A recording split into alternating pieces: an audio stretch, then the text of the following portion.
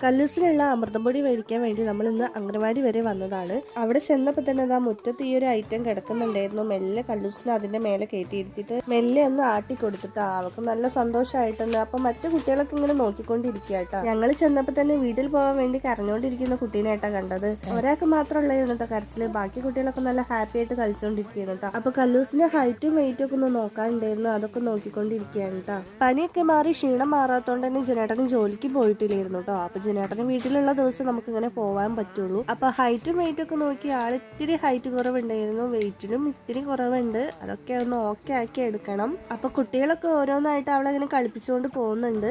ചിലരൊക്കെ ഉറക്കത്തിലാണ്, ചിലരൊക്കെ ഉറങ്ങി നീറ്റിട്ടുണ്ട്. അപ്പൊ നമ്മളിതാ അകത്തും ഇങ്ങനത്തെ കുറച്ച് സംഭവങ്ങളൊക്കെ ഉണ്ട്, അതിലൊക്കെ ഇങ്ങനെ കയറിയിരുന്നു. അപ്പൊ ഒരു 3 വർഷം കൂടി കഴിഞ്ഞാൽ കല്ലൂസും ഇതുപോലെ വരാനും കളിക്കാനും ഒക്കെ ഉള്ളതാണ്. വർഷങ്ങളൊക്കെ പെട്ടെന്ന് കടന്നു പോകും എന്തായാലും.